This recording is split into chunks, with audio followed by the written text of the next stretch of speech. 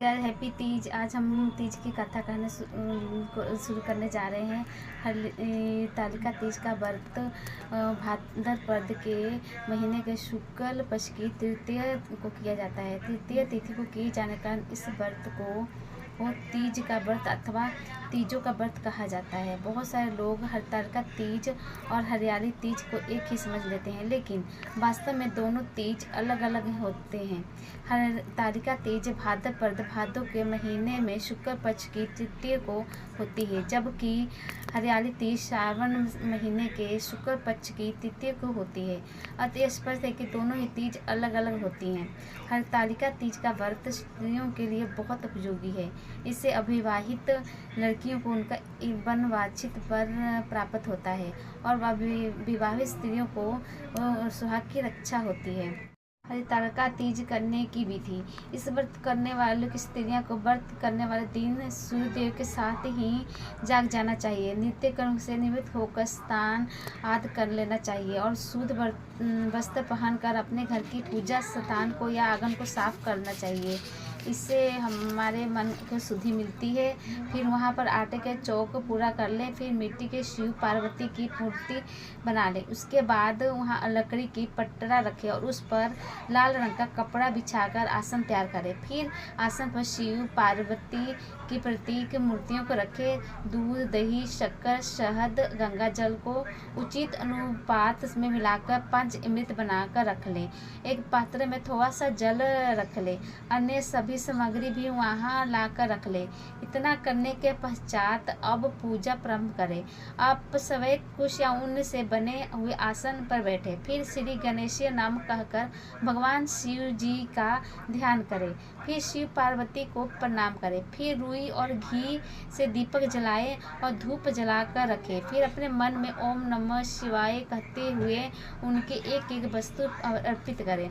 आपको पहले रोली तिलक करके चावल लगाएं, फूलों की माला पहनाएं, फल और मिठाई समर्पित करें, पंचामृत एवं जल रखें, अंत में पान सुपारी समर्पित करें। इस प्रक्रिया को नैवेद्य समर्पित करना कहते हैं। इससे पश्चात मूर्तियों को प्रणाम करें। इसके पश्चात हरतालिका तीज के व्रत की कथा को पढ़ें। यदि कोई महिलाएं एक साथ मिलकर पूजन कर रही हो तो कोई एक महिला हरतालिका तीज की व्रत की कथा को पढ़कर सुनाए तथा अन्य सभी महिलाएं शांत मन से कथा सुने। इसके पश्चात सभी मिलकर जयकारा लगाए, भगवान शिव की जय, पार्वती की जय। इसके पश्चात भगवान शिव और माँ पार्वती के प्रणाम शिव और माता पार्वती को प्रणाम करते हुए कहे, शिव महाकाल नंद भूर्गी शंभु आपको नमस्कार है। हे शिव शिवप्रिय, हे शिव जगतधारी कल्याणकारी आपको नमस्कार है, जो आपने मस्तक पर चंद्रमा धारण किए हुए हैं और सहज ही प्रसन्न होकर मन वांछित फल प्रदान करते हैं। उस भगवान भोलेनाथ को नमस्कार है, जिसको केश कल्पवृक्ष को सुंदर फूल से ढके हुए हैं और नए वस्त्र का धारण करते हैं। इस माता पार्वती को नमस्कार है। आप दोनों ही इस नश्वर संसार में भय और संतप हमारी रक्षा कीजिए। आप मेरी और मेरे परिवार की सदैव रक्षा करें एवं उन्नति करें। मुझे और मेरे समस्त परिजनों को सद् मार्ग से प्रेरित करें। इसके पश्चात कपूर जलाकर आरती गाते हुए भगवान शिव की आरती उतारें। उसके पश्चात पंचामृत और फल मिठाई को प्रसाद के रूप में सबको वितरित करें दे और फिर स्वयं ही ग्रहण करें। इसके पश्चात व्रत का पालन करना चाहिए, अर्थात भोजन आदि ग्रहण सुबह करना चाहिए। सुबह जल डालकर और सुहाग लेकर ही पालन करना चाहिए। व्रत का महत्व। इस व्रत को करने से भगवान शिव और पार्वती अत्यंत प्रसन्न होते हैं, उत्तम फल और प्रदान करते हैं। इस व्रत को करने से अविवाहित लड़कियों को श्रेष्ठ पति प्राप्त होता है और समान घरों में उनकी शादी होती है। इस व्रत को करने से विवाहित स्त्रियों को सुहाग की रक्षा होती है और स्वस्थ रहकर दीर्घायु प्राप्त करते हैं। इस व्रत को करने से सुख समृद्धि की प्राप्ति होती है और परिवार में सभी प्रकार के सुख शांति सदैव बनी रहती है। इस व्रत को करने से भगवान भोलेनाथ की कृपा प्राप्त होती है और संपूर्ण जीवन सुखपूर्वक व्यतीत करके अंत में स्वर्ग की प्राप्ति होती है। शुरू करते हैं हरतालिका तीज की व्रत कथा।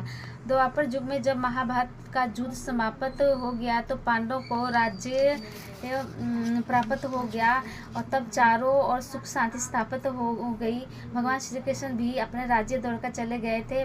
बहुत दिनों पश्चात एक दिन भगवान श्री कृष्ण स्वयं ही पांडवों से मिलने के लिए हस्तिनापुर आए। तब पांडवों ने उनका बहुत सत्कार किया। फिर द्रौपदी ने श्री कृष्ण से पूछा, हे माधव, आप आदि अनंत मध्य अंत से रहते हैं, आपको माया का कोई पार नहीं है, आप स्वर्गीय हैं, आपके परमेश्वर हैं, आप मुझे कोई ऐसा उपाय बताएं जो हम स्त्रियों को समस्त प्रकार के रोग, शोक और पापों से मुक्ति प्रदान करे और सुख शांति प्राप्त करें। आप कोई ऐसा उपाय बताएं जो हमको धर्म मार्ग से प्रेरित करे। द्रौपदी की बात सुनकर भगवान श्री कृष्ण बोले, हे द्रौपदी, तुम धन्य हो, क्योंकि तुमने केवल अपने लिए नहीं बल्कि समस्त क्षत्रिय जाति के लिए हित के लिए प्रश्न किया है।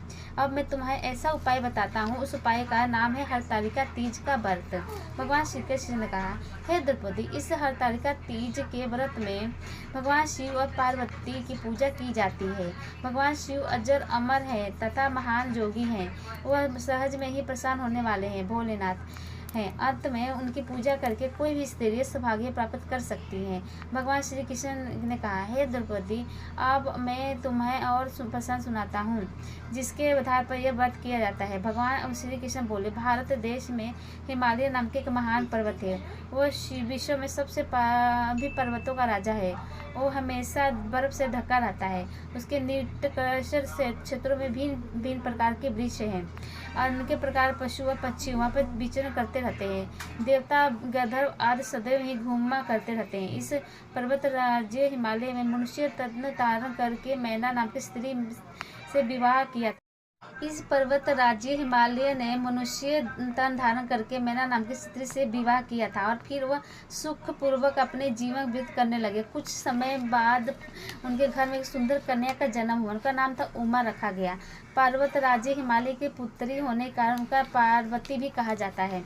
एक बार पर्वत राज्य हिमालय अपने महल में विश्राम कर रहे थे, तभी नारद मुनि उनसे मिलने के लिए आए और पर्वत राज्य हिमालय ने उनका बहुत ही सत्कार किया और उनकी उत्तम आसन प्रदान किया। फिर पर्वत राज्य हिमालय ने अपनी पुत्री को वहां बुलाया। नारद जी से कहा, हे मुनिवर, आप तो दीर्घशाली तीनों कालों से जानने वाले हैं, कृपया कर इस कन्या का भविष्य मुझे बताएं।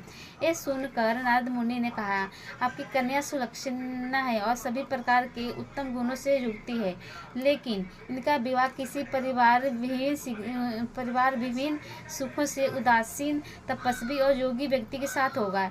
यह सुनकर पर्वत राजा हिमालय अत्यंत चिंतित हो गए। फिर उनने नारद मुनि से पूछा, हे मुनिवर, इसका कोई उपाय तो होगा।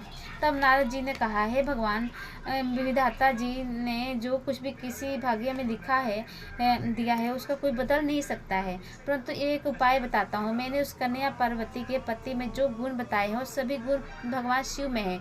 यदि इस कन्या पार्वती का विवाह भगवान शिव के साथ हो जाए तो कन्या कल्याण होगा। ये सुनकर पर्वत राजा हिमालय ने पूछा, ये विवाह किस प्रकार से संपन्न होगा, क्योंकि भगवान शिव तो सदैव ही तप में लीन होते हैं। तब नारद जी ने कहा, यदि तुम्हारी कन्या भगवान शिव जी का ध्यान करते हुए तप करे तो प्रसन्न हो सकते हैं। ये तो भगवान शिव आराधना करना बहुत ही कठिन है, लेकिन यदि सच्चे मन से आराधना की जाए तो भगवान शिव शीघ्र ही प्रसन्न हो जाते हैं और कल्याण करते हैं। सहज में ही प्रसन्न हो जाने के कारण उनको भोलेनाथ और आशुतोष भी कहा जाता है। इतना कहकर नारद जी चले गए। समस्त प्रसंग को जानकर पार्वती वन में जाकर तप करने लगी। इस तरह उन्होंने कई वर्षों तक कठोर तपस्या किया। उधर ब्रह्मा जी ने ऋषि मुनि से भगवान शिव जी के समझ जाकर उनसे प्रार्थना की कि हे प्रभु, पार्वती ने आपका प्राप्त करने के लिए अपार तप किया है, अब आप उनके आगे अंगीकरण कीजिए। तब भगवान शिव जी ने कहा, तथोस्तु, ऐसा ही होगा। अब उचित समय आ गया है और मैं शीघ्र ही पार्वती से विवाह करूंगा। ये सुनकर ब्रह्मा जी तथा ऋषि मुनि प्रसन्नता प्रकट करने लगे। अब भगवान शिव जी को जय जयकार करते हुए अपने स्थान पर चले गए। उधर पार्वती जी कठोर तप पर निरंतर जारी किया। फिर उस दिन भाद्रपद महीने के शुक्ल पक्ष की तृतीय तिथि और हस्त नक्षत्र था।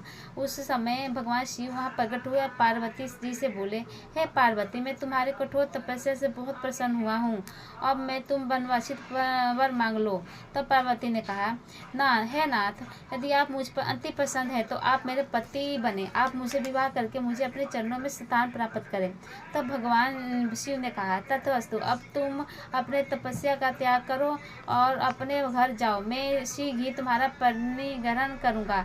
चूँकि आज ही मैं तुम्हारी तपस्या से प्रसन्न होकर तुम्हारे समक्ष से प्रकट हुआ हूँ, इसलिए मैं तुम्हें ये प्रदान भी देता हूँ। आज के दिन को हरतालिका तीज भी कहा जाएगा। जो भी स्त्री प्रत्येक वर्ष आज ही के दिन भाद्रपद मास के शुक्ल पक्ष की तृतीय तिथि को तुम्हारी पूजा करेंगी, इस कथा को कहेंगी या सुनेंगी, वो अखंड सौभाग्य को प्राप्त करेंगी और सभी तरह के रोग शोक से मुक्ति प्राप्त करके सुखपूर्वक जीवन व्यापन करके अंत में शिवलोक को प्राप्त करेंगी।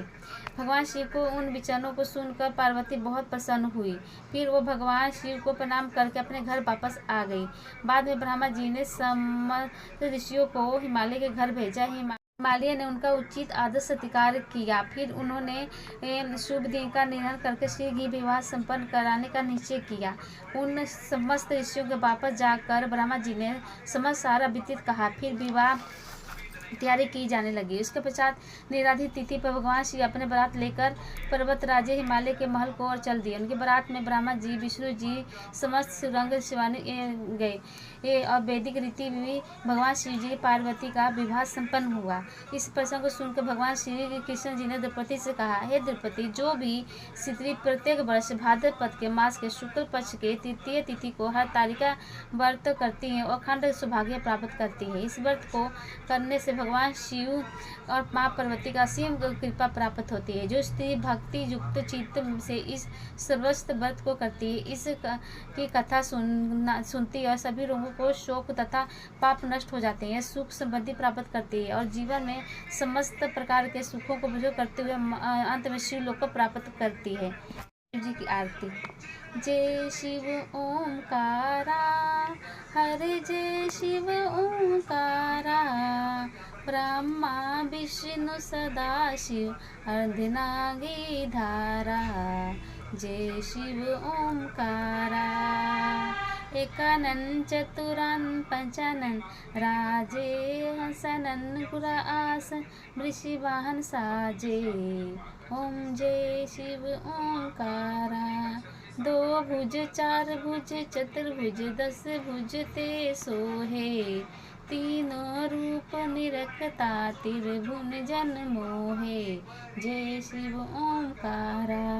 अक्षमाला बन माला बुन मुंड माला धारी, चंदन मुरुगद सोहे भोले शुभकारी। ओम जय शिव ओंकारा।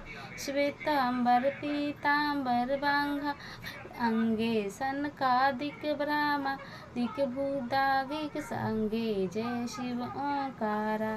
करके मध्य कमंडल चकल त्रिशूलधारी, जग करता जग भरता जग पालन करता। जय शिव ओंकारा। ब्रह्मा विष्णु सदाशिव जानत अविवेका, प्राण के मध्य तीनों इक्का। जय शिव ओंकारा। त्रिगुण शिव जी की आरती जो कोई नर गावे, कहत शिवानंद स्वामी जय मन वांछित फल पावे। जय शिव ओंकारा। ब्रह्मा विष्णु सदा धनधारी, जय शिव ओंकारा।